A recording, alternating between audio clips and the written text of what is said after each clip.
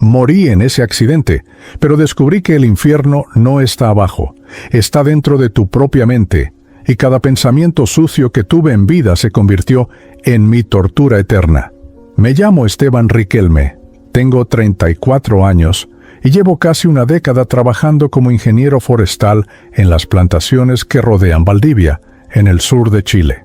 Bueno, tenía 34 años. Ahora ya no sé exactamente qué soy, pero necesito contar esta historia antes de que olvide quién fui, antes de que la niebla que me rodea consuma también mis últimos recuerdos de lo que significaba ser humano. Necesito que alguien, en algún lugar, entienda lo que me pasó. Necesito que sepas que el infierno no es como te lo contaron en la iglesia, no es un lugar de fuego y demonios con tridentes. Es algo mucho peor, mucho más sutil, mucho más personal. Detente un instante antes de la historia de hoy. Si realmente deseas cambiar tu vida y empezar a manifestar salud, amor y prosperidad, necesitas conocer el manual de manifestación. Es un paso a paso sencillo que miles de personas ya están aplicando con resultados reales. Ingresa al enlace en la descripción y comienza ahora mismo. No esperes más. El cambio empieza cuando tomas acción. Todo comenzó en una mañana de julio que parecía igual a todas las demás. El invierno austral golpeaba con fuerza ese año, y la lluvia había convertido los caminos de tierra que conectan las plantaciones en ríos de barro oscuro. Me levanté antes del amanecer, como siempre, en la pequeña casa que compartía con Isidora en las afueras de Valdivia. Ella todavía dormía, o al menos fingía dormir. Hacía meses que casi no hablábamos, solo intercambiábamos las palabras necesarias para mantener la farsa de un matrimonio que se había vaciado de contenido hacía años. Mientras preparaba el café en la cocina, mirando por la ventana hacia el jardín empapado, donde los copihue rojos colgaban pesados de humedad, me sorprendí a mí mismo pensando algo terrible. Pensé que ojalá ella simplemente desapareciera, que se fuera con su hermana a Temuco y me dejara en paz. No era la primera vez que tenía ese pensamiento. De hecho, se había vuelto tan común que ya ni siquiera me perturbaba. Subí a mi camioneta Toyota Hilux blanca, la misma que había comprado usada 3 años atrás y que ya mostraba las cicatrices del trabajo rudo en los bosques. El motor tosió un par de veces antes de encender, escupiendo una nube de humo gris en el aire helado de la mañana. Tenía que llegar hasta Panguipulli ese día, a una plantación nueva donde estábamos evaluando un proyecto de reforestación con especies nativas. Era un trayecto de casi 2 horas por la ruta T-350, una carretera sinuosa que serpentea entre lagos y montañas, bordeando precipicios que en días como ese desaparecían detrás de cortinas de lluvia. Mientras conducía, mi mente vagaba como siempre lo hacía. Pensaba en Mauricio Beltrán, mi jefe directo, un tipo que había llegado a la empresa hacía apenas 2 años, pero que ya había ascendido por encima de mí gracias a sus contactos familiares en Santiago. Lo odiaba con una intensidad que a veces me sorprendía. Imaginaba escenas donde él cometía errores garrafales en las presentaciones, donde los directivos finalmente veían su incompetencia. Incluso había fantaseado con accidentes, con que su camioneta resbalara en uno de estos caminos, y bueno, no importa. Eran solo pensamientos, ¿no? Solo formas de desahogar la frustración. Todos tenemos pensamientos oscuros. Eso es lo que me decía a mí mismo cada vez que mi mente se deslizaba hacia esos territorios sombríos. Luego estaba Luciana Oporto, mi vecina en Puerto Montt, cuando viví allí hace 5 años. Mujer casada, madre de 2 niños y objeto de mis fantasías más recurrentes. Nunca pasó nada entre nosotros, ni siquiera un coqueteo inapropiado, pero en mi mente había construido toda una relación paralela. Pensaba en ella constantemente. Imaginaba escenarios donde su matrimonio se desmoronaba y yo aparecía como el salvador. Eran pensamientos que cultivaba deliberadamente, que alimentaba durante las noches solitarias, durante los trayectos largos como este. Me daba igual que estuviera casado, me daba igual Isidora. En el teatro privado de mi mente, yo era libre de desear lo que quisiera. La lluvia arreciaba mientras avanzaba por la ruta. Los limpiaparabrisas luchaban inútilmente contra el agua que caía en sábanas gruesas, distorsionando la visión del camino. Pasé por Giffen, ese pequeño pueblo que apenas es una colección de casas de madera con tejados de zinc, donde algunas ancianas vendían sopaipillas en puestos improvisados bajo plásticos azules. No me detuve, nunca me detenía. Tenía esta costumbre de pasar por estos lugares rurales sintiendo una mezcla de lástima y superioridad. Pensaba en lo limitadas que eran esas vidas, en lo pequeños que eran esos sueños. Yo había estudiado en la Universidad Austral. Tenía un título, un sueldo decente. Era mejor que ellos. Eso es lo que me decía. Ahora, desde donde estoy, puedo ver el veneno en esos pensamientos, pero entonces me parecían tan naturales como respirar. El teléfono sonó. Era un mensaje de texto de Isidora. ¿A qué hora vuelves? Lo ignoré. Sentí ese familiar destello de irritación ante su necesidad de controlarme, de saber siempre dónde estaba. Pensé cosas crueles sobre ella, sobre cómo se había dejado ir físicamente, sobre cómo ya no me atraía como antes. Comparé mentalmente con otras mujeres, con compañeras de trabajo más jóvenes. Estos pensamientos fluían en mi mente como un río constante de veneno, y yo los dejaba correr sin cuestionarlos, sin examinarlos, sin entender el daño que estaban causando, no a otros, sino a mí mismo. Llegué a la altura del lago Calafquén cuando empezó a oscurecerse. No debería estar oscureciendo tan temprano, pero las nubes negras habían devorado el cielo, transformando la mañana en un crepúsculo prematuro. La visibilidad era casi nula. Debí haber detenido, buscar refugio, esperar a que pasara lo peor de la tormenta, pero tenía prisa. Siempre tenía prisa, siempre creyendo que mi tiempo era más valioso que mi seguridad. Además, había una parte de mí que disfrutaba del peligro, que se sentía viva ante la posibilidad del desastre. Era una forma de autocastigo. Ahora lo entiendo. Una manera de sentir algo en medio del entumecimiento emocional que se había apoderado de mi vida. La curva apareció sin previo aviso. Los lugareños la llaman la curva del silencio, aunque nunca entendí por qué hasta ese día. Es una herradura cerrada que bordea un precipicio, con apenas una baranda oxidada separando el camino del abismo. Había un letrero desteñido que advertía reducir la velocidad a 30 kilómetros por hora, pero yo iba al menos a 60. Vi el giro demasiado tarde. Pisé el freno instintivamente, el peor error que puedes cometer en un camino mojado. Las ruedas se bloquearon. La camioneta comenzó a patinar lateralmente, y de repente estaba girando, el mundo convirtiéndose en un torbellino de grises y verdes mientras el vehículo perdía toda tracción. Recuerdo el sonido del metal golpeando la baranda, ese crujido horrible que te dice que algo fundamental se ha roto. Recuerdo la sensación de ingravidez cuando la camioneta salió volando del camino, suspendida por un momento en el aire antes de comenzar a caer. En esos segundos eternos no pensé en Isidora, ni en mis padres que vivían en Osorno, ni en Dios, ni en mis pecados. Lo que llenó mi mente fue rabia. Rabia porque esto arruinaba mi día, porque perdería la reunión, porque la camioneta quedaría destruida y tendría que lidiar con el seguro.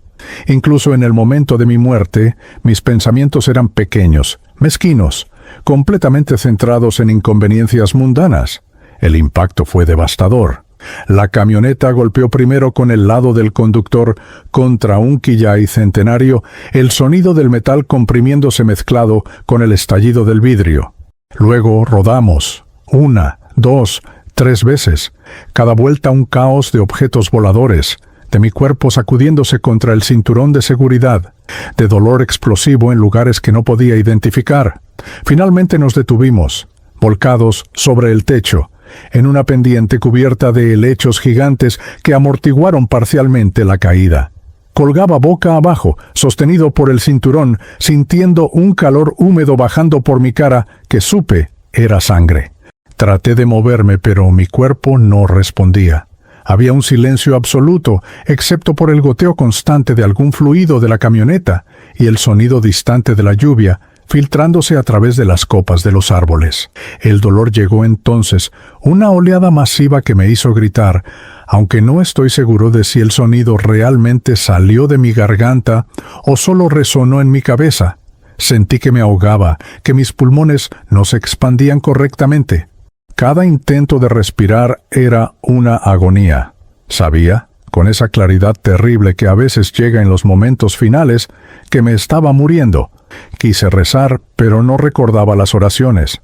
Quise pensar en algo hermoso, en algún recuerdo feliz que pudiera llevarme conmigo, pero mi mente seguía atrapada en el resentimiento, en la frustración por la injusticia de morir así, de esta manera estúpida y sin sentido. Entonces algo extraño comenzó a suceder. El dolor empezó a alejarse, como si alguien estuviera bajando el volumen de mi cuerpo. Las sensaciones físicas se volvieron difusas, lejanas. Vi mi propia mano colgando inerte frente a mí, pero ya no la sentía como mía. Era como observar a un extraño. Escuché un zumbido creciente en mis oídos, una vibración que parecía venir desde dentro de mi cráneo. Mi visión comenzó a estrecharse, el mundo convirtiéndose en un túnel cada vez más pequeño. Pensé, esto es todo, esto es la muerte. Y sentí no paz, sino pánico. Un pánico absoluto ante el vacío que se aproximaba. Y entonces, simplemente, ya no estaba en la camioneta. No recuerdo el momento exacto de la transición. Un segundo estaba atrapado en ese metal retorcido, ahogándome en mi propia sangre, y al siguiente estaba de pie en el bosque, bajo la lluvia, mirando los restos humeantes de mi vehículo volcado 30 metros cuesta abajo. Pero algo estaba mal. La lluvia caía a mi alrededor, pero no la sentía. Miré mis manos y parecían sólidas, reales. Pero cuando traté de tocar un helecho cercano, mis dedos pasaron a través de él, como si fueran humo. Me llevó varios segundos comprender lo que estaba viendo dentro de la camioneta destruida. Era yo, mi cuerpo, retorcido en un ángulo antinatural, con la cabeza colgando y los ojos abiertos, mirando la nada. Estaba muerto, completamente, innegablemente muerto. No sé cuánto tiempo pasé allí, de pie bajo esa lluvia que no podía sentir, mirando mi propio cadáver dentro de la camioneta destrozada. El tiempo se había vuelto extraño, elástico. A veces parecía que los segundos se estiraban durante horas, y otras veces sentía como si días enteros pasaran en un parpadeo. Intenté gritar, llamar ayuda, hacer algo, pero mi voz sonaba apagada, como si estuviera hablando dentro de una habitación forrada de algodón. Traté de alejarme del lugar del accidente, de subir la pendiente hacia la carretera, pensando que tal vez encontraría a alguien, que alguien vendría a buscarme. Pero cada vez que intentaba caminar hacia arriba, algo me jalaba de vuelta, como si un hilo invisible me mantuviera atado a ese lugar donde mi cuerpo yacía sin vida. La lluvia continuaba cayendo, pero ahora notaba que tenía un tono diferente. No era el gris limpio de la lluvia austral que conocía, sino algo más denso, más oscuro, casi aceitoso. El bosque a mi alrededor comenzaba a cambiar también. Los árboles que había conocido toda mi vida, los robles, las araucarias, los coigües, empezaban a verse distorsionados. Sus troncos se retorcían de formas que desafiaban la naturaleza. Sus ramas se extendían como garras artríticas hacia un cielo que ya no podía ver claramente. Una niebla comenzó a levantarse del suelo. No la niebla blanca y húmeda típica de Valdivia, sino algo grisáceo y pegajoso que parecía moverse con intención propia, arrastrándose sobre la tierra como un organismo vivo. Escuché voces entonces. Al principio pensé que eran rescatistas, que finalmente alguien había reportado el accidente y venían a buscarme. Pero las voces no venían de la carretera arriba, sino de más profundo en el bosque. Eran murmullos, conversaciones fragmentadas que no podía entender completamente, como si estuviera escuchando a través de una pared gruesa. Algunas voces sonaban asustadas, otras enfadadas, algunas simplemente confundidas. Me moví hacia ellas instintivamente, necesitando desesperadamente algún tipo de contacto humano, alguna confirmación de que no estaba completamente solo en este estado extraño entre la vida y la muerte. Mientras caminaba, o más bien flotaba, porque mis pies no tocaban realmente el suelo, noté que el bosque se volvía cada vez más irreal. Había árboles que recordaba haber visto antes, pero ahora estaban en lugares equivocados. Reconocí una formación rocosa específica que sabía estaba a kilómetros de distancia, pero allí estaba, justo frente a mí. Era como si diferentes lugares que conocía se hubieran mezclado, creando un collage imposible de la geografía valdiviana. La niebla se hacía más espesa con cada paso, y comencé a ver formas moviéndose dentro de ella. Sombras que no tenían fuente, siluetas que aparecían y desaparecían en la periferia de mi visión. Fue entonces cuando la vi por primera vez. Una anciana emergió de la niebla como si hubiera estado esperándome. Vestía ropas que parecían de otra época, una falda larga oscura y un chal tejido sobre los hombros, el tipo de vestimenta que usaban las campesinas chilenas hace décadas. Su rostro estaba surcado de arrugas profundas, pero sus ojos eran increíblemente claros y penetrantes. Me miró con una expresión que mezclaba lástima y reconocimiento, como si hubiera visto mi situación miles de veces antes. «Recién llegado», dijo con voz cansada. «Puedo verlo en tu cara. Todavía no entiendes dónde estás». «Estoy muerto», logré decir, sorprendido de que alguien finalmente pudiera escucharme. «Morí en el accidente. Pero esto, ¿qué es esto? ¿Es el cielo? ¿El purgatorio?» Ella soltó una risa amarga que no contenía humor. ¿El cielo? No, muchacho. Y el purgatorio es una palabra que no alcanza a describir lo que realmente es este lugar. Me llamo Remedios Acevedo, y llevo aquí desde que una luz me sepultó en Chaitén en 1987.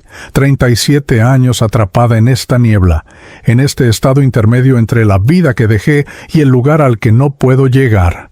Sus palabras me golpearon como un puñetazo. 37 años, pero eso es imposible. Tiene que haber una salida, un camino, algo. ¿Lo hay?, respondió Remedios, acercándose más. Ahora podía ver que su forma también era ligeramente translúcida, como la mía, pero más definida, más sólida de alguna manera. Pero no es un camino que puedas caminar con los pies. Este lugar, este plano donde estamos ahora, funciona con leyes diferentes a las del mundo físico. Aquí, tu mente es todo.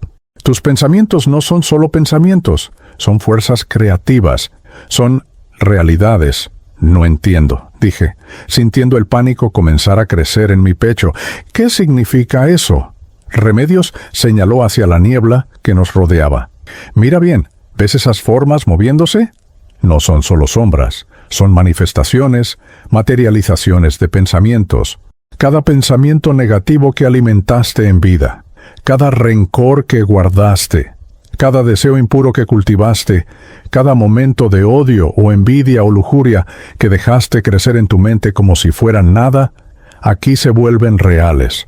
Se vuelven cosas que pueden tocarte, atormentarte, arrastrarte hacia abajo». Mientras hablaba, la niebla a nuestro alrededor comenzó a cambiar. Empezaron a aparecer rostros dentro de ella, rostros que reconocía. Estaba Mauricio Beltrán, mi jefe, pero distorsionado, grotesco, con una boca que se abría demasiado ancho mientras se reía de mí. Estaba Luciana, pero su belleza se había convertido en algo obsceno, su cuerpo moviéndose de formas que me llenaban simultáneamente de deseo y repulsión. Vi a Isidora, pero su cara estaba derretida como cera, sus ojos acusadores fijos en mí, mientras su boca repetía una y otra vez palabras que no podía escuchar, pero que sabía eran reproches. «¿Qué es esto?», grité retrocediendo. «Aléjenlas de mí». «Son tus propias creaciones», dijo Remedios con firmeza. «Esto es lo que no te dicen cuando estás vivo. Crees que tus pensamientos son privados, que no importan si no los actúas, pero cada pensamiento tiene peso, tiene sustancia en el plano espiritual. Cada vez que alimentaste el odio hacia tu jefe, cada vez que fantaseaste con tu vecina casada, cada vez que deseaste mal a alguien o te regocijaste en su sufrimiento, estabas creando estas cosas. Y ahora, sin el filtro del cuerpo físico, sin las distracciones del mundo material, están aquí contigo, son parte de ti. Las figuras se acercaban, saliendo de la niebla como náufragos emergiendo del mar. Extendían manos que a veces eran garras, bocas que se abrían mostrando dientes demasiado largos, ojos que ardían con emociones que yo mismo había plantado. Sentí un frío que no era temperatura física, sino algo más profundo, algo que tocaba la esencia misma de lo que ahora era. Era el frío del reconocimiento, del enfrentamiento inevitable con todas las partes de mí mismo que había ignorado o negado durante décadas. Pero yo nunca hice nada malo y protesté, desesperado. Nunca lastimé físicamente a nadie, nunca engañé a mi esposa, nunca robé ni maté. Solo pensé cosas. Todos piensan cosas. Remedios me miró con una tristeza infinita. Ese es el engaño más grande, muchacho. El mundo físico te enseñó que solo las acciones importan. Te enseñó que puedes llenar tu mente de basura siempre y cuando no la actúes. Pero la verdad es que cada pensamiento es una acción en el plano espiritual. Cada pensamiento de odio es un acto de violencia contra tu propia alma. Cada fantasía lujuriosa es una cadena que te ata a deseos que no pueden satisfacerse aquí. Cada momento de envidia o resentimiento es un clavo que te fija a este plano denso, pesado, donde las vibraciones bajas se acumulan. Una de las figuras me alcanzó entonces. Eran las manos de Mauricio, pero multiplicadas, docenas de manos agarrándome, tirando de mí, y con cada toque sentía una descarga de mi propio odio hacia él, regresando a mí amplificado. Era insoportable. No era dolor físico, era algo peor. Era sentir la toxicidad de mis propios pensamientos concentrada y devuelta directamente a mi conciencia. Grité y me retorcí, intentando escapar, pero las manos eran parte de mí, extensiones de mi propia mente envenenada. Remedios levantó su mano y las figuras retrocedieron momentáneamente, como animales ante una antorcha. He aprendido algunos trucos en estas décadas, dijo. Aún tengo algunos pensamientos de amor de mi vida anterior, recuerdos de mis nietos, de mi esposo que murió antes que yo. Esos pensamientos tienen poder aquí también. Son luz en medio de la oscuridad. Pero son limitados y cada día son más difíciles de sostener mientras esta niebla trata de consumirlos. ¿Cómo salgo de aquí?, pregunté, mi voz quebrándose. Tiene que haber una manera. No puedo quedarme aquí 37 años. No puedo. La única salida es a través, respondió Remedios, comenzando a caminar más profundo en la niebla. Tienes que enfrentar cada uno de estos pensamientos, cada una de estas creaciones. Tienes que reconocerlas, aceptar que son tuyas, y luego aprender a transmutarlas.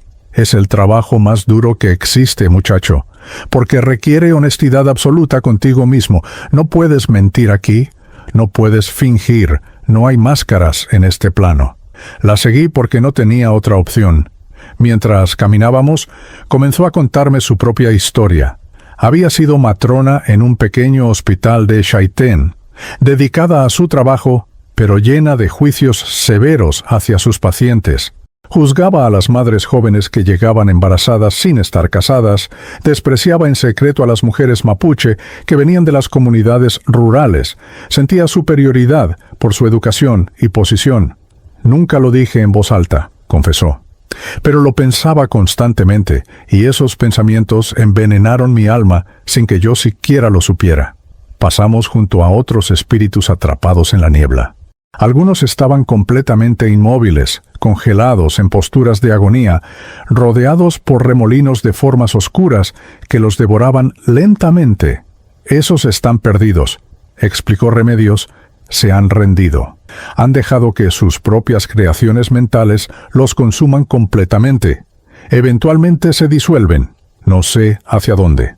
Tal vez a un plano aún más bajo, o tal vez simplemente dejan de existir como conciencias individuales. Vimos a un hombre de mediana edad corriendo en círculos, perseguido por versiones monstruosas de lo que parecían ser billetes de dinero con dientes. «Ese es Héctor», dijo Remedios.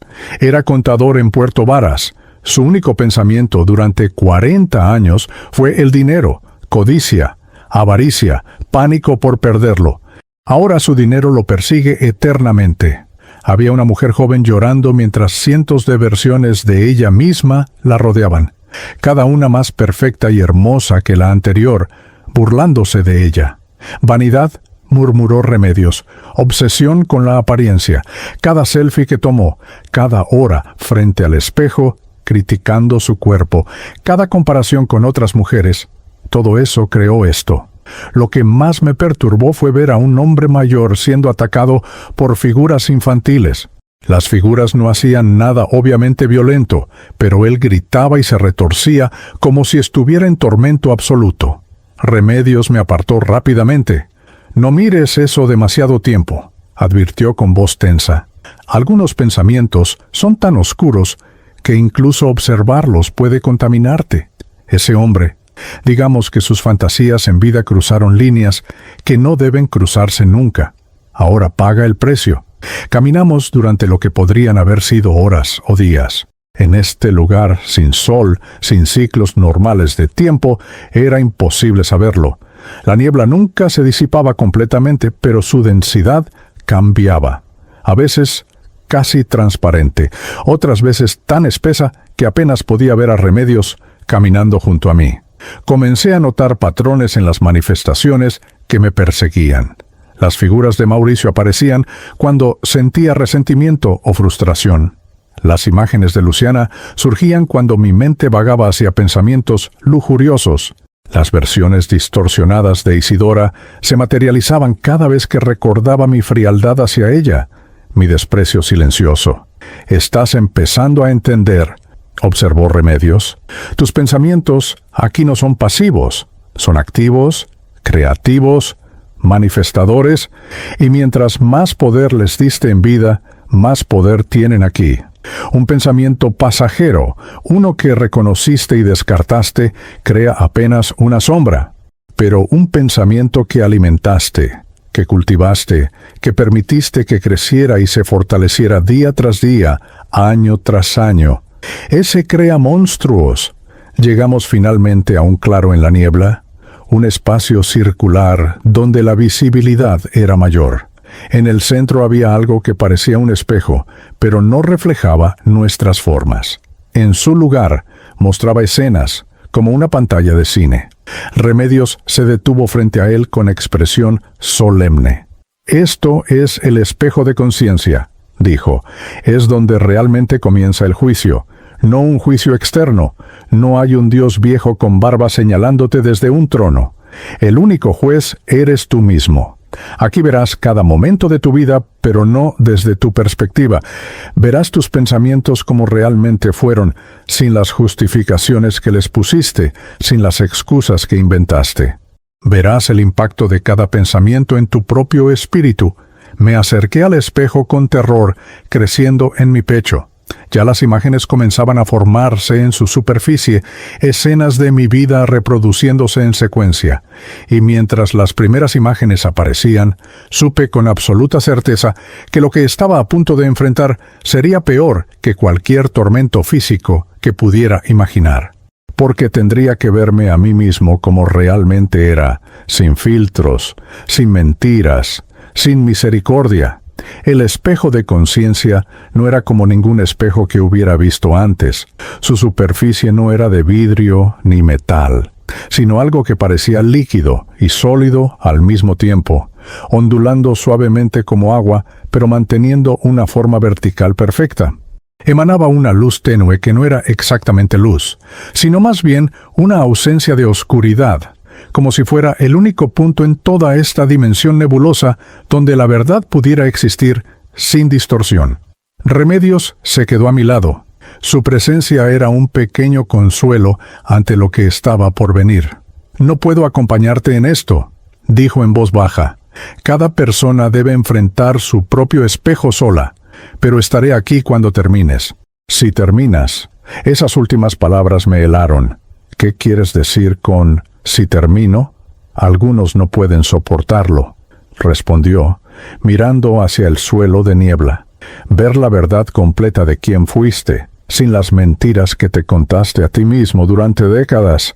Algunos simplemente se fragmentan. Sus conciencias se rompen en pedazos que la niebla consume. No sé si eso es mejor o peor que continuar existiendo con esa verdad. Antes de que pudiera responder, el espejo cobró vida. Las imágenes comenzaron a fluir en su superficie, pero no eran solo imágenes visuales.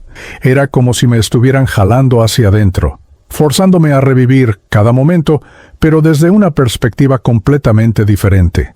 La primera escena que apareció fue de hacía 10 años, cuando trabajaba en una plantación cerca de La Unión.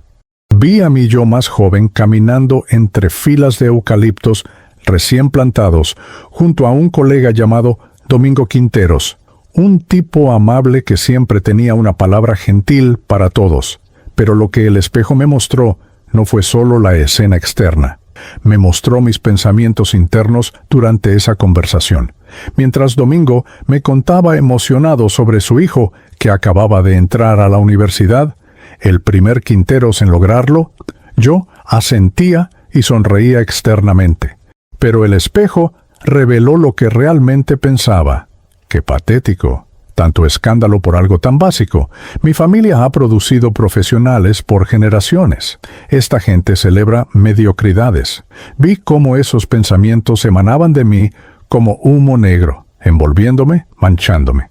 Y lo peor, vi cómo esos pensamientos de desprecio habían creado una barrera invisible entre Domingo y yo, cómo mi superioridad silenciosa había evitado que se formara una verdadera amistad.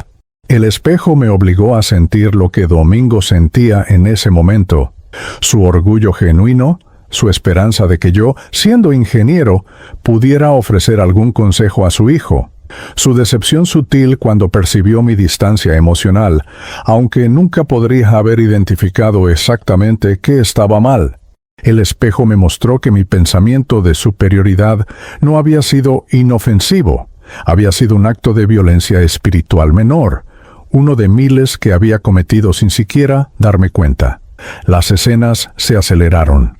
Vi momento tras momento de mi vida, pero ahora desde esta perspectiva expandida, estaba el día que mi madre me llamó desde Osorno, su voz quebrada por la soledad después de que mi padre muriera. Ella solo quería hablar, necesitaba conexión humana en su dolor.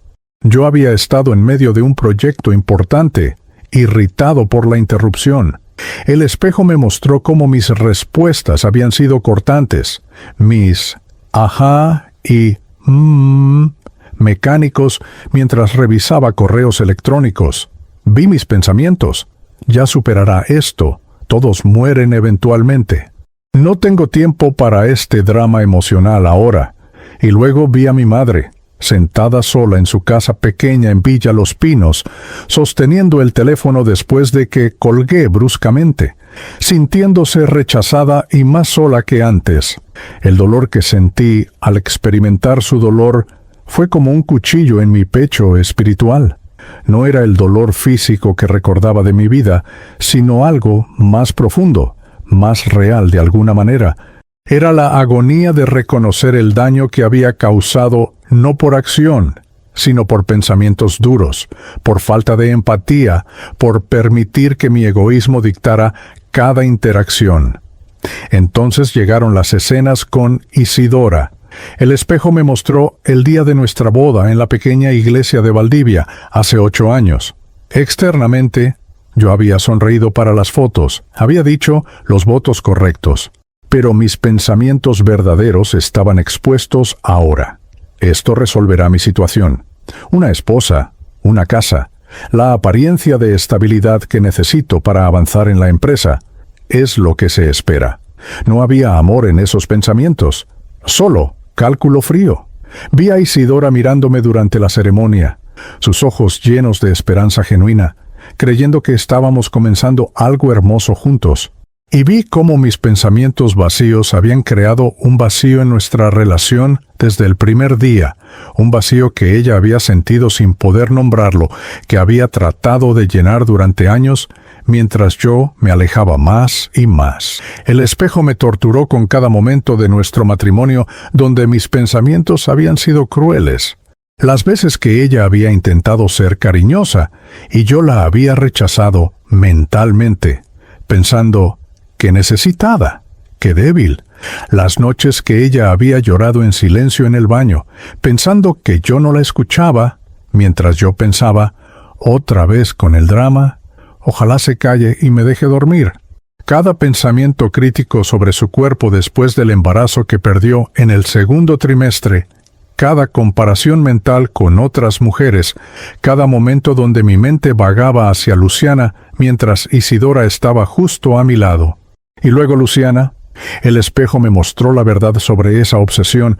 Vi el día que la conocí en Puerto Montt, en una barbacoa de vecindario cerca del seno de Reloncaví. Había llegado con su esposo Cristóbal y sus 2 hijos pequeños, una familia normal, feliz. Algo en mi mente se había enganchado con ella ese día. Tal vez fue solo que me sonrió amablemente, que mostró interés genuino cuando hablé sobre mi trabajo.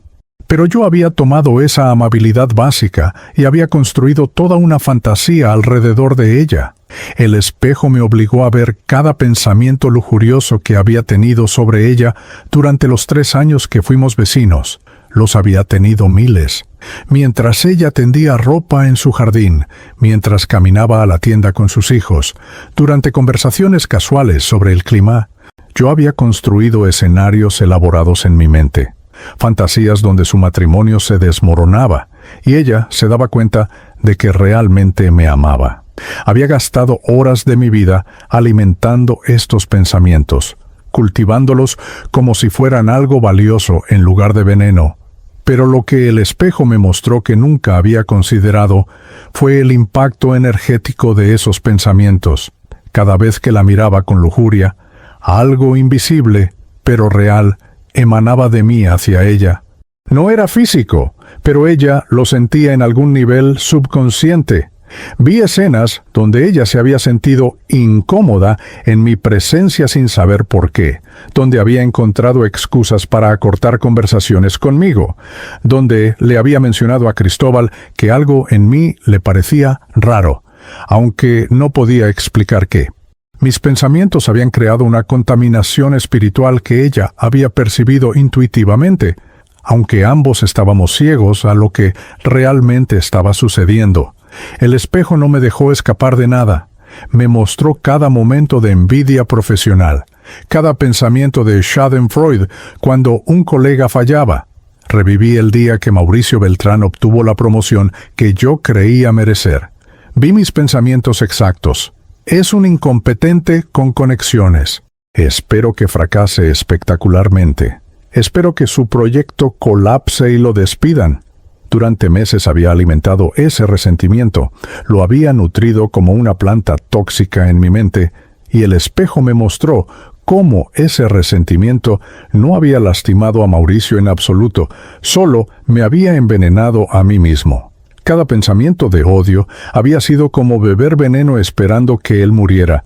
Vi el día que me enteré que la hija de un vecino en Valdivia había muerto en un accidente de tránsito. Había expresado condolencias apropiadas externamente, pero el espejo reveló mi pensamiento real. Al menos no era mi problema. Qué alivio que mis hijos nunca nacieron. Un pensamiento tan frío, tan desprovisto de compasión humana que ahora me hacía querer gritar. Y había miles como ese, miles de pequeños momentos donde la empatía humana básica había estado ausente, reemplazada por una indiferencia calculada o incluso por un placer oscuro ante el sufrimiento ajeno. El espejo me mostró mis pensamientos sobre la gente indígena mapuche que trabajaba en algunas plantaciones. Los había visto como inferiores, menos inteligentes, menos valiosos. Nunca lo habría dicho en voz alta porque sabía que estaba mal, pero lo había pensado constantemente.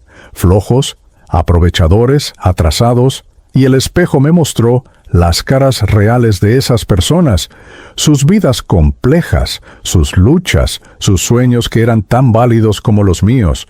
Me mostró cómo mis pensamientos de superioridad habían sido solo ignorancia, disfrazada de conocimiento, prejuicio, disfrazado de observación.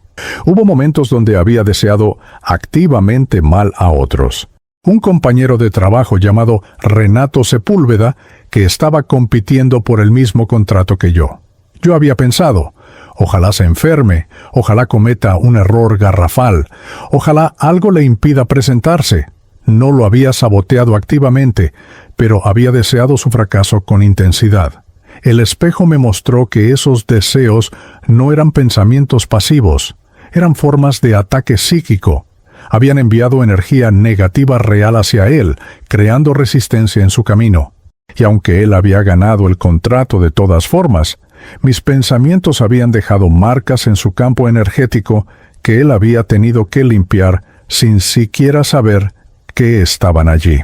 El espejo me confrontó con mi adicción al entretenimiento oscuro. Las horas que había pasado en Internet consumiendo contenido violento, pornografía cada vez más extrema, videos de peleas y accidentes. Cada imagen que había consumido había dejado una impresión en mi conciencia, había alimentado aspectos bajos de mi naturaleza. El espejo me mostró cómo esas imágenes habían formado un lodo espiritual que ahora me cubría, literalmente visible en este plano como una sustancia gris pegajosa adherida a mi forma espiritual. Pero tal vez lo más devastador fue cuando el espejo me mostró los momentos donde podría haber elegido diferente y no lo hice. El día que vi a un perro callejero siendo pateado por unos adolescentes en Osorno, había sentido un destello de compasión, un impulso de intervenir, pero luego pensé, no es mi problema, no quiero problemas, y seguí caminando. El espejo me mostró cómo ese perro había muerto 3 días después de infecciones por esas heridas, cómo mi intervención podría haberlo salvado.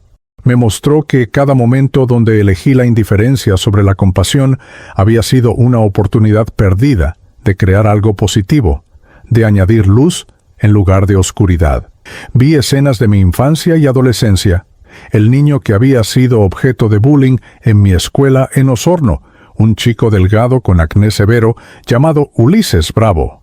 Yo nunca lo había atacado directamente, pero había participado riéndome cuando otros lo hacían. Había pensado, es raro, se lo merece, tal vez así aprende a encajar mejor.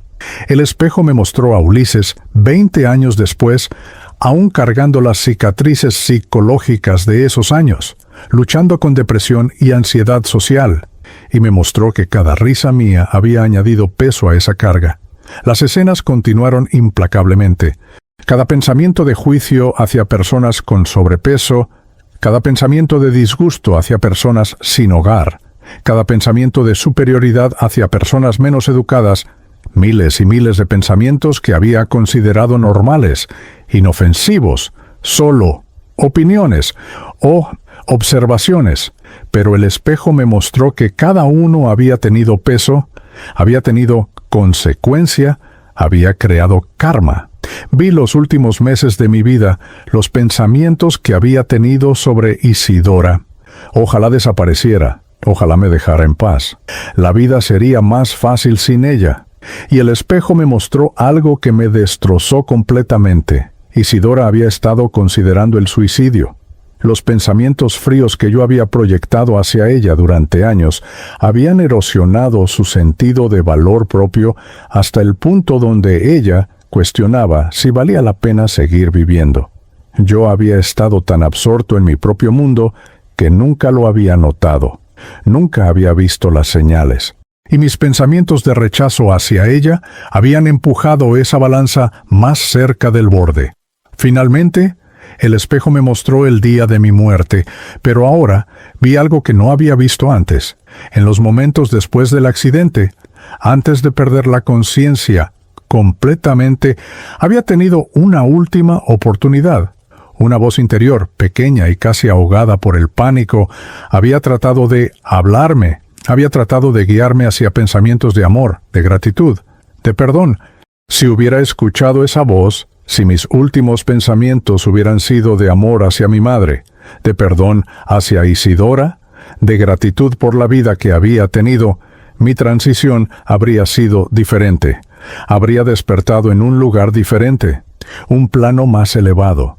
Pero en lugar de eso, mis últimos pensamientos habían sido de rabia, de frustración por la inconveniencia, de resentimiento por la injusticia, y esos pensamientos habían determinado exactamente dónde terminaría. No era un castigo externo, era simplemente la ley de resonancia. Las vibraciones de mis pensamientos habían atraído mi conciencia hacia este plano donde esas mismas vibraciones predominaban. Cuando finalmente el espejo se oscureció y las imágenes cesaron, me encontré arrodillado en el suelo nebuloso, sollozando sin lágrimas porque ya no tenía cuerpo físico para producirlas. El peso de todo lo que había visto, de todo lo que había sido, era insoportable. No era solo culpa lo que sentía, era algo más profundo. Era el reconocimiento total y completo de que yo había sido el arquitecto de mi propio infierno. Pensamiento por pensamiento, elección por elección, durante 34 años de vida. Remedios estaba allí, su mano en mi hombro. «Ahora entiendes», dijo suavemente. «Este es el verdadero juicio. No hay juez externo porque no hace falta.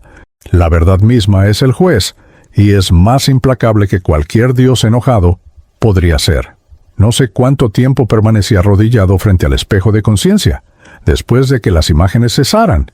El tiempo en este plano seguía siendo incomprensible, elástico, distorsionado. Podría haber sido una hora o podría haber sido una semana.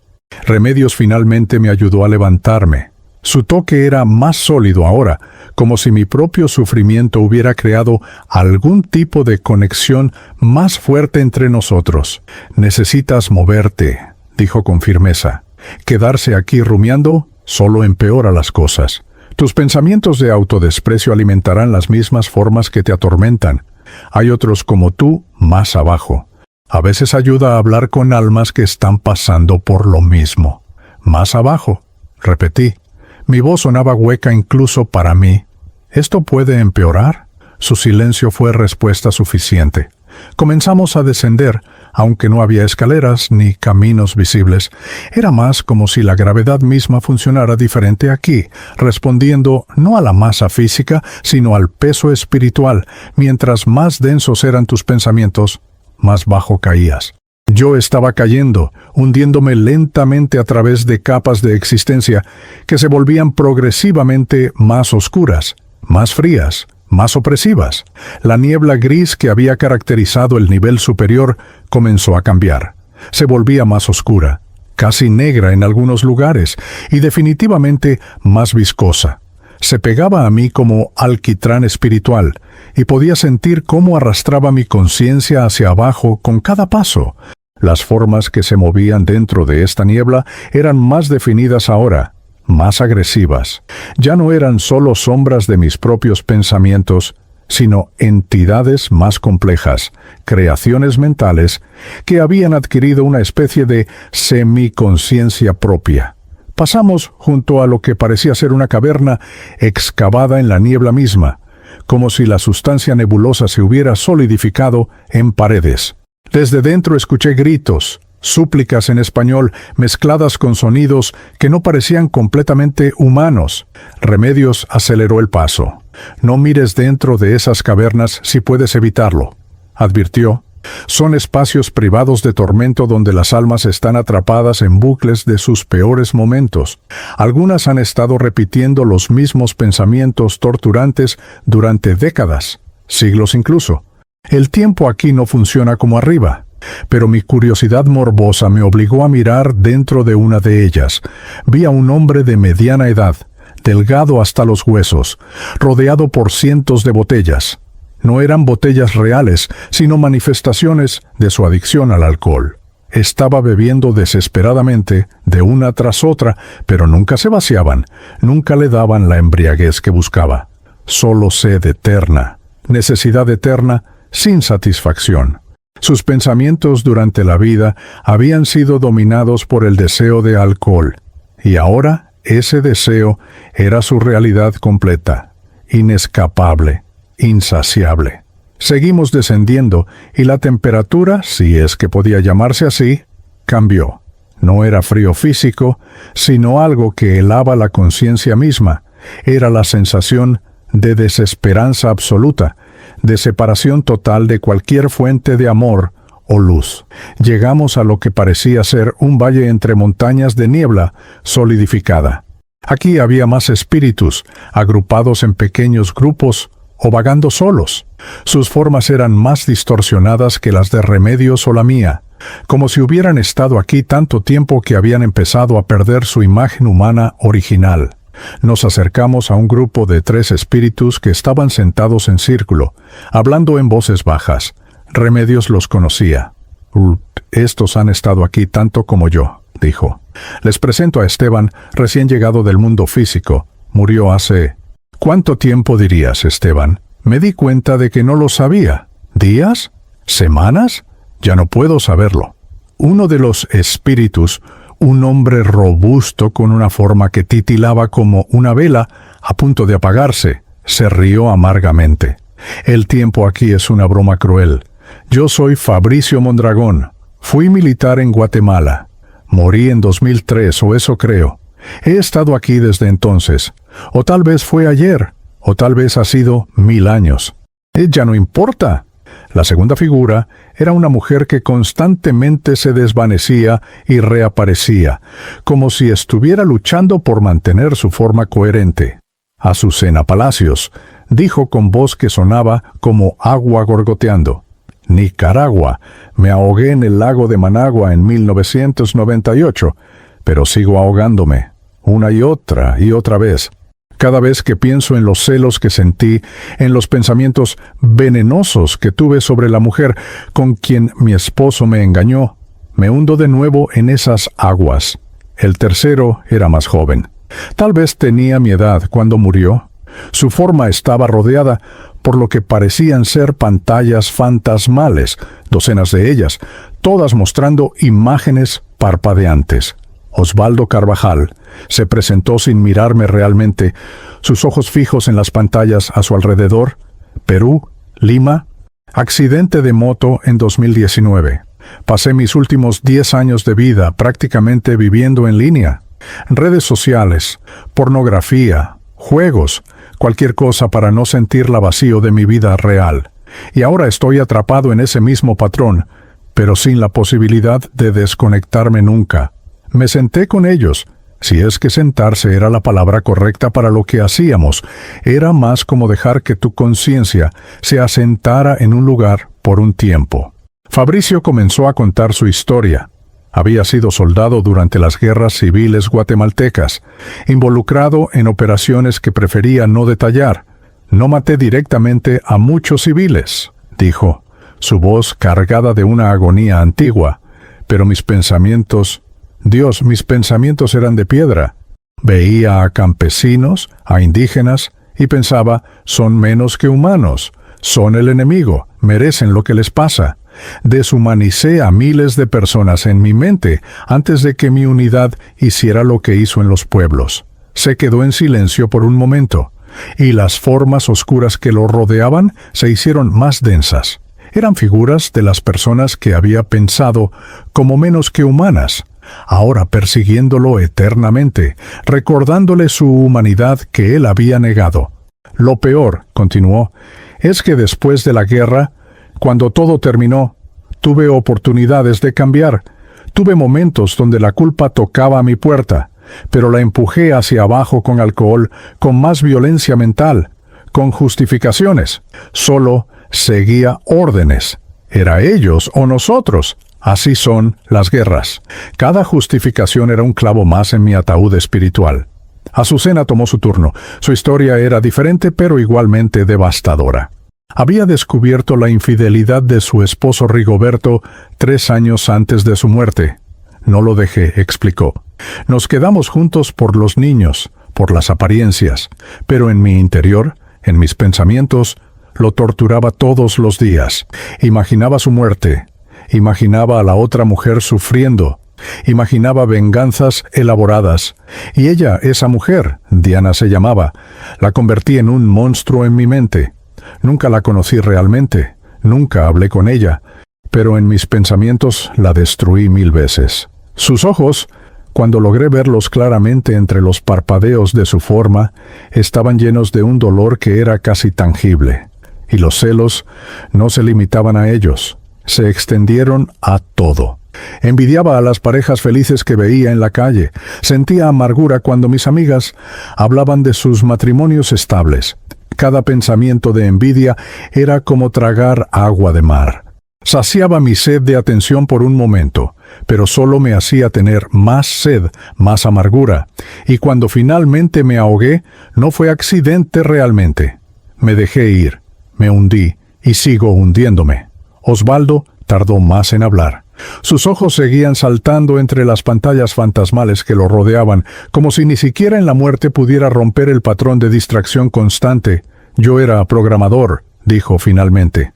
Buen trabajo, buen sueldo, pero vacío por dentro. Cada relación que intenté formar fracasó porque no podía estar presente.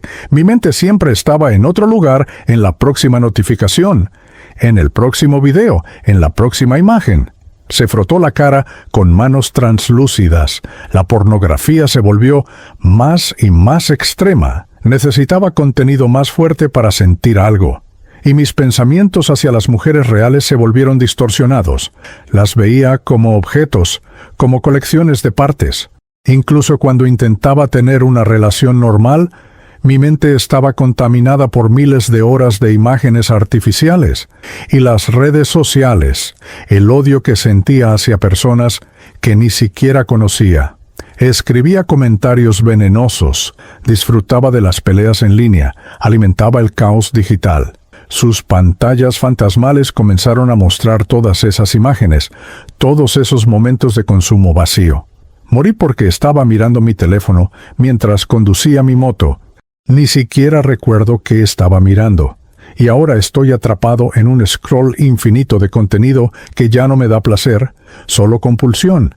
No puedo dejarlo, pero tampoco me satisface. Es hambre sin comida, sed sin agua. Escuchar sus historias era como ver reflejos distorsionados de mí mismo. Cada uno había caído en este plano por permitir que ciertos patrones de pensamiento dominaran sus vidas. Fabricio por la deshumanización y la justificación de la violencia. Azucena por los celos y la amargura. Osvaldo por la distracción compulsiva y la objetificación. Y yo había caído por una mezcla tóxica de resentimiento, lujuria, desprecio y una frialdad fundamental hacia otros seres humanos. ¿Hay salida?, pregunté, aunque parte de mí temía la respuesta. Remedios dice que hay un camino hacia arriba, pero después de ver el espejo, después de escucharlos, ¿cómo puede alguien limpiar décadas de pensamientos tóxicos? Fabricio se rió sin humor. Pensamiento por pensamiento. Ese es el único camino. Tienes que tomar cada memoria, cada patrón mental que creaste y transmutarlo, no borrarlo, porque no puedes borrar lo que fue, pero transformarlo. Encontrar la lección, encontrar el perdón, encontrar la compasión que debiste haber tenido en primer lugar. Es como excavar una montaña con una cuchara, añadió Azucena. Yo he estado intentando trabajar en mis celos durante años aquí. Cada vez que logro perdonar un pensamiento, sentir genuina compasión por Diana o por Rigoberto, la niebla se aligera un poco. Por un momento puedo respirar, pero luego otro recuerdo surge, otra herida, y caigo de nuevo. Osvaldo finalmente apartó la vista de sus pantallas el tiempo suficiente para mirarme directamente. Lo más difícil es que tienes que hacer este trabajo en este estado, rodeado por las manifestaciones de exactamente lo que estás tratando de sanar. Es como pedirle a un alcohólico que se recupere mientras está sentado en un bar. Las formas oscuras, las manifestaciones de tus propios pensamientos, te atacan constantemente. Te susurran justificaciones, te recuerdan viejos resentimientos, te tientan de vuelta a los patrones cómodos. Como para ilustrar su punto, una de mis propias manifestaciones emergió de la niebla. Era una versión distorsionada de Mauricio Beltrán, con su rostro alargado en una sonrisa burlona. «Recuerda», susurró con una voz que era y no era la de Mauricio, «cómo te robó esa promoción, cómo usó sus conexiones, cómo nunca fue tan competente como tú. ¿Por qué deberías perdonarlo? ¿Por qué deberías dejar ir ese resentimiento justo cuando es más válido que nunca?» Sentí la tentación de dejar que ese pensamiento me consumiera de nuevo, de alimentar ese viejo rencor. Sería tan fácil, tan familiar. Pero algo en las palabras de Fabricio resonó. Cerré lo que serían mis ojos si tuviera ojos físicos y traté de ver la situación diferente. Mauricio había sido producto de su propio condicionamiento, sus propias presiones familiares. Tal vez era inseguro por dentro. Tal vez necesitaba esa validación externa más de lo que yo entendía, y más importante, mi resentimiento hacia él no lo había lastimado a él en absoluto. Solo me había envenenado a mí. La manifestación retrocedió ligeramente, pero no desapareció. «Va a tomar miles de esos momentos», dijo Remedios, que había estado observando en silencio. «Miles de pequeñas victorias sobre tus propios patrones mentales. Y habrá retrocesos. Habrá días, si es que podemos llamarlos días, donde caerás de nuevo en los viejos patrones. Pero cada esfuerzo genuino cuenta. Cada momento de compasión real, de perdón verdadero, es como una semilla de luz en esta oscuridad. Nos quedamos allí, los 5, compartiendo nuestras historias, nuestros intentos fallidos y ocasionales, éxitos en transformar nuestros patrones mentales. Formamos una especie de comunidad improvisada en este infierno personal. Fabricio compartió técnicas que había aprendido para mantener su conciencia centrada cuando las manifestaciones de sus víctimas lo atacaban. Azucena enseñó una forma de respiración espiritual que ayudaba a calmar las emociones turbulentas que constantemente amenazaban con ahogarla. Osvaldo, a pesar de su propia lucha, tenía una comprensión profunda de cómo los patrones compulsivos funcionaban y cómo crear pequeñas interrupciones en ellos. Durante lo que podrían haber sido días o semanas, trabajamos juntos. Nos turnábamos para enfrentar nuestras manifestaciones mientras los otros proporcionaban apoyo, recordándonos quiénes estábamos tratando de ser en lugar de quienes habíamos sido. No era rápido, no era FAC, pero era algo, era un comienzo. Lentamente empecé a notar cambios sutiles. La niebla alrededor de mí parecía un poco menos densa. Las manifestaciones seguían viniendo, pero no eran tan agresivas. Cuando enfrentaba un recuerdo de mis pensamientos despectivos hacia mi madre, ahora podía también recordar momentos donde ella me había amado incondicionalmente. Cuando la manifestación de Luciana aparecía, podía ver no solo mi lujuria, sino también su humanidad completa, su propia vida compleja que yo había reducido a una fantasía egoísta. Pero el descenso continuaba. Incluso con este trabajo, incluso con estos pequeños progresos, el peso de décadas de pensamiento tóxico seguía jalándome hacia abajo. Y más abajo de donde estábamos, podía sentir algo aún más oscuro, más denso. Un lugar donde los espíritus que se habían rendido completamente iban. Un lugar del que Remedios hablaba en susurros temerosos. Las cavernas profundas, donde la conciencia misma comenzaba a fragmentarse, donde el tormento era tan intenso que algunas almas simplemente se disolvían en la oscuridad. Miré a mis nuevos compañeros, estas almas rotas como yo, todos tratando de escalar una montaña imposible de nuestro propio karma mental, y me pregunté si alguno de nosotros lo lograría, si alguno de nosotros alguna vez vería la luz de nuevo. El punto de inflexión llegó cuando ya no podía distinguir cuánto tiempo había pasado en ese valle oscuro con Fabricio, Azucena y Osvaldo. Podría haber sido un año, podrían haber sido décadas. El tiempo había perdido completamente su significado en este lugar donde solo existía el trabajo constante e implacable de enfrentar mis propios demonios mentales. Estaba exhausto de una manera que no tiene comparación con el cansancio físico. Era un agotamiento del alma misma, un desgaste de la voluntad que me hacía querer simplemente rendirme, disolverme en la niebla y dejar de existir como conciencia individual. Esa noche, si es que podía llamarse noche en un lugar sin sol ni luna, me alejé del grupo. Necesitaba estar solo con mi miseria. Me senté en el borde de lo que parecía ser un precipicio que descendía hacia una oscuridad aún más profunda. Podía escuchar sonidos subiendo desde abajo, lamentos que helaban lo que quedaba de mi espíritu.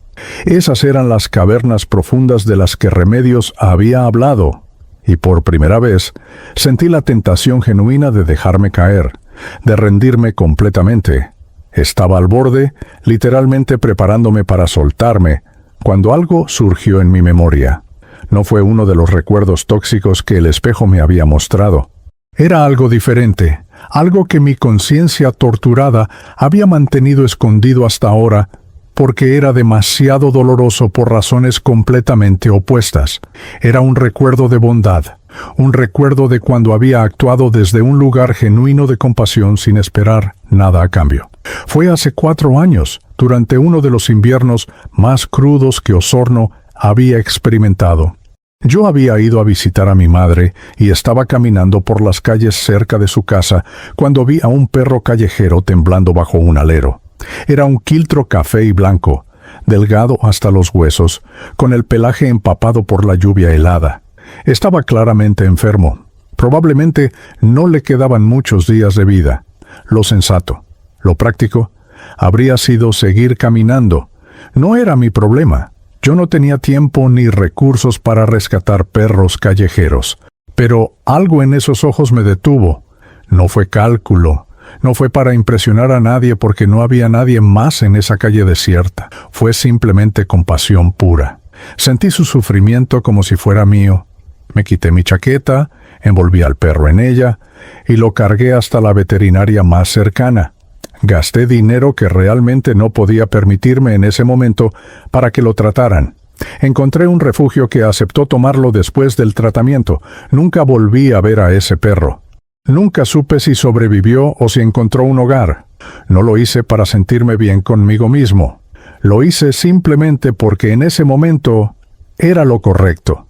Ese recuerdo, ese único acto genuino de bondad desinteresada, comenzó a brillar en mi conciencia como una pequeña vela en la oscuridad absoluta.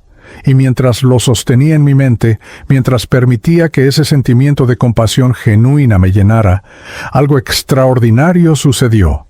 La oscuridad a mi alrededor retrocedió. No mucho, apenas unos centímetros, pero retrocedió. Y en ese espacio que se abrió, vi un destello de algo que no había visto desde mi muerte. Luz, verdadera luz. No la ausencia de oscuridad que había encontrado en el espejo, sino luz real, cálida, dorada. Escuché una voz entonces. No venía de ninguna dirección específica, sino que parecía resonar a través de todo este plano de existencia. Era una voz femenina, llena de una compasión tan profunda que me hizo llorar sin lágrimas.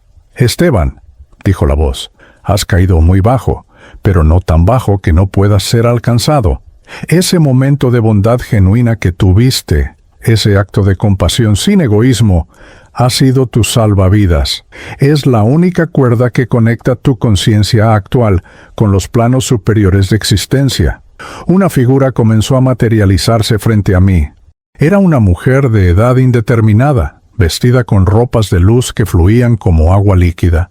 Su rostro irradiaba una serenidad que contrastaba dramáticamente con toda la agonía que había visto en este lugar. Remedios, que había aparecido detrás de mí en algún momento, se inclinó reverentemente. «Es una auxiliadora», susurró con asombro. «Espíritus evolucionados que trabajan para ayudar a las almas atrapadas en los planos inferiores. Pocas veces bajan tan abajo como este nivel». La auxiliadora me miró con ojos que parecían ver cada partícula de mi ser. «Tu tiempo de tormento autoimpuesto puede comenzar a terminar», dijo, «pero solo si estás dispuesto a hacer el trabajo más difícil que cualquier alma puede hacer. Debes subir la escalera de luz interior, escalón por escalón, pensamiento por pensamiento, y esta vez tendrás ayuda». Extendió su mano, y de ella emanó un rayo de luz dorada que me envolvió. No era calor físico, pero sentí algo similar al calor de ese rayo. Era amor incondicional, aceptación total a pesar de todo lo que yo había sido. Y en ese momento de contacto con esa energía superior, algo dentro de mí se quebró. Todas las defensas que había mantenido, todas las justificaciones, todos los muros que había construido alrededor de mi corazón durante 34 años de vida se desmoronaron. Y lloré. Lloré por primera vez desde mi muerte. No con lágrimas físicas, sino con sollozos que sacudían mi forma espiritual entera. Lloré por todas las oportunidades perdidas de amar. Lloré por mi madre que solo había querido sentirse conectada con su hijo. Lloré por Isidora, que había intentado construir un matrimonio real mientras yo la mantenía a distancia. Lloré por cada persona a la que había juzgado, despreciado o reducido, a menos que humano en mis pensamientos. Lloré por el Esteban que pude haber sido si hubiera elegido la compasión sobre la indiferencia. La auxiliadora esperó pacientemente mientras yo me vaciaba de toda esa tristeza acumulada. Cuando finalmente me calmé, habló de nuevo. El primer paso de la escalera es el arrepentimiento genuino, no la culpa que te paraliza, no la vergüenza que te destruye, sino el arrepentimiento verdadero que reconoce el daño causado y se compromete al cambio. Has dado ese paso. Ahora vienen los demás. Durante lo que parecieron meses, trabajé con la auxiliadora y con un equipo de otros espíritus elevados que comenzaron a visitarme. Me enseñaron técnicas que Remedios y mis compañeros no conocían, métodos más avanzados para transmutar los patrones mentales tóxicos. No se trataba simplemente de reconocer un pensamiento negativo y tratar de reemplazarlo. Era un proceso más profundo de entender la raíz de por qué ese pensamiento había surgido en primer lugar. Por ejemplo, mi resentimiento hacia Mauricio no había comenzado con Mauricio. Se remontaba a mi infancia, a sentimientos de inadecuación plantados cuando mi padre, un hombre duro y crítico, nunca parecía satisfecho con mis logros. Esos sentimientos se habían convertido en una necesidad compulsiva de validación externa a través del éxito profesional. Y cuando Mauricio había obtenido lo que yo creía que me correspondía, no solo había tocado mi frustración inmediata, sino toda esa herida infantil no sanada.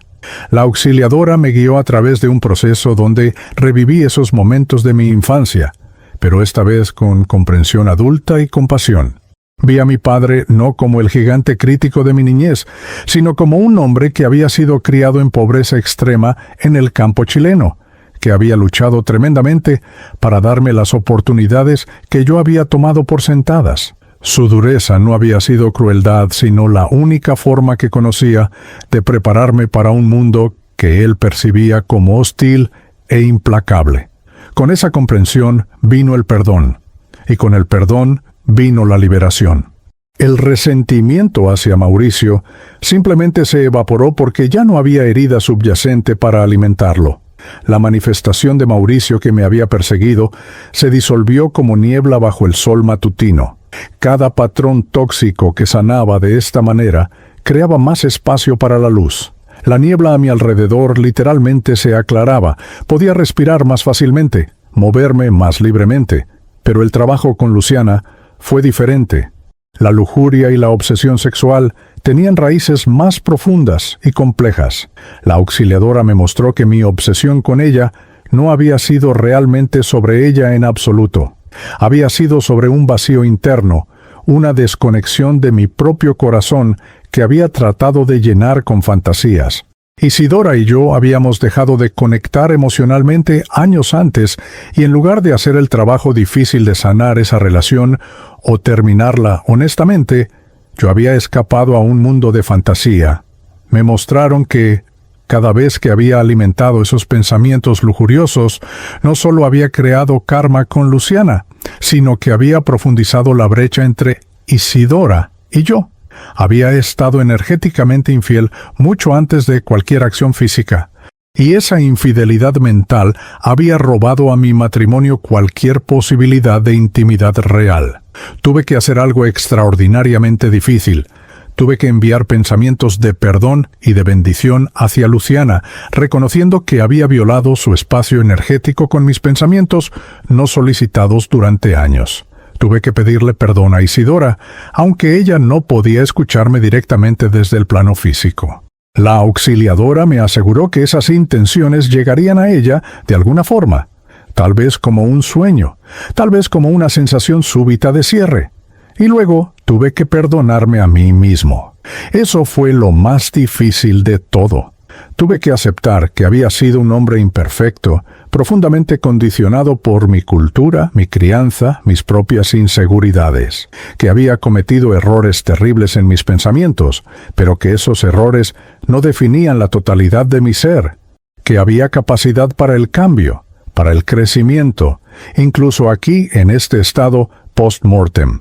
Fabricio, Azucena y Osvaldo comenzaron su propio trabajo con auxiliadores que vinieron por ellos una vez que vieron mi progreso. Fue como si mi pequeño avance hubiera abierto una puerta para que ellos también pudieran ser alcanzados.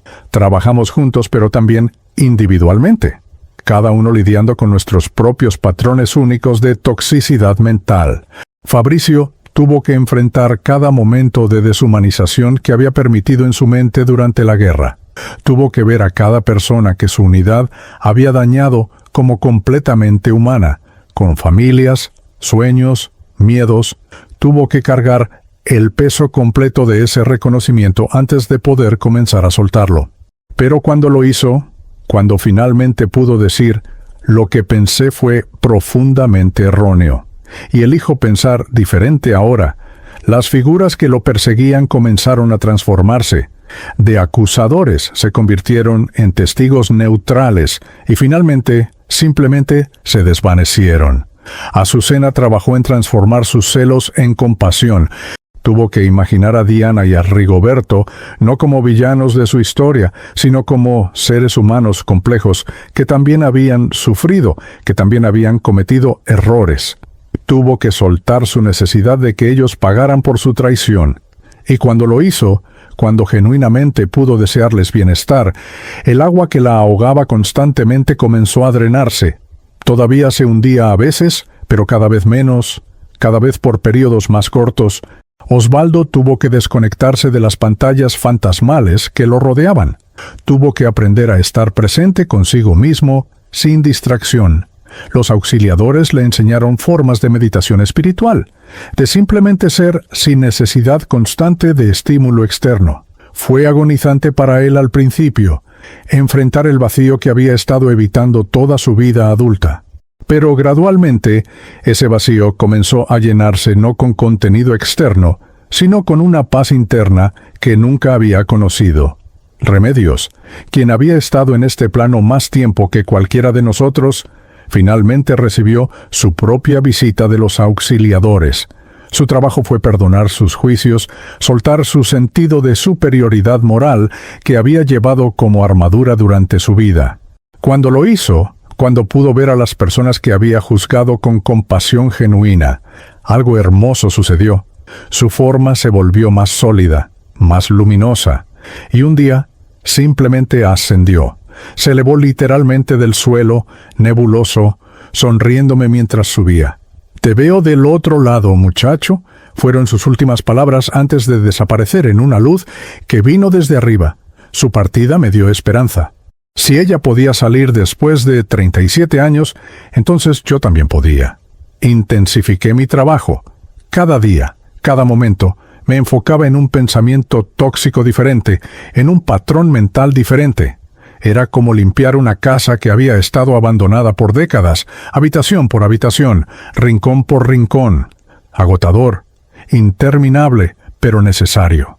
Y lentamente, casi imperceptiblemente al principio, comencé a ascender. No era un ascenso físico, sino vibracional. La niebla que me rodeaba se aclaraba. Los colores comenzaban a regresar a mi percepción. Podía sentir algo que se asemejaba a la calidez del sol, aunque no había sol visible. Y lo más importante, podía sentir conexión con algo más grande que yo mismo, algo que había negado o ignorado durante toda mi vida física. Un día, desperté y me encontré no en el valle oscuro, sino en un paisaje completamente diferente. Era un lugar que se asemejaba a los bosques de Valdivia que había conocido en vida, pero perfeccionados de alguna manera. Los árboles eran más vibrantes, los colores más ricos. El aire, si podía llamarse aire, estaba limpio y lleno de una energía que me revitalizaba simplemente respirarla. Había otros espíritus aquí también, pero se veían diferentes, más completos, más en paz. Sus formas eran sólidas y brillaban con una luz suave. Una auxiliadora, no la misma que me había ayudado antes, sino otra, se acercó sonriendo. «Bienvenido al plano intermedio», dijo. «Has hecho un progreso significativo, Esteban. No estás completamente liberado aún. Hay más trabajo por hacer, más patrones que sanar, más lecciones que aprender. Pero ya no estás en los planos inferiores. Has subido la escalera de luz interior escalón por escalón y ahora estás en un lugar donde puedes continuar tu evolución de forma más efectiva». Miré hacia abajo, hacia donde había estado. No podía verlo directamente, pero podía sentirlo, esa densidad, esa oscuridad. Y sentí compasión por todas las almas todavía atrapadas allí. ¿Puedo ayudar a otros?, pregunté. ¿Como Remedios me ayudó a mí? Eventualmente, respondió la auxiliadora. Cuando estés más fuerte, cuando hayas sanado más completamente, podrás elegir descender de nuevo para asistir a otros. Muchos espíritus evolucionados hacen ese trabajo. Es parte de su propio crecimiento continuo. Pero por ahora, descansa. Has ganado ese descanso. Me quedé en ese bosque hermoso, finalmente permitiéndome sentir algo parecido a la paz. Pensé en mi vida, en todas las oportunidades desperdiciadas, en todos los momentos donde podría haber elegido el amor sobre el miedo, la compasión sobre el juicio, y me hice una promesa. Cuando eventualmente encarnara de nuevo, porque la auxiliadora me había explicado que ese era el camino eventual para la mayoría de las almas, llevaría esta lección conmigo. Entendería que cada pensamiento importa. Que la mente no es un espacio privado donde puedes albergar cualquier toxicidad sin consecuencia. Que el infierno no es un lugar al que vas, es un estado mental que creas, pensamiento por pensamiento, elección por elección. Y mientras el sol espiritual de este plano brillaba sobre mí, supe con certeza absoluta que este conocimiento, comprado con tanto sufrimiento, era el regalo más valioso que jamás había recibido. El infierno había sido mi mente no purificada.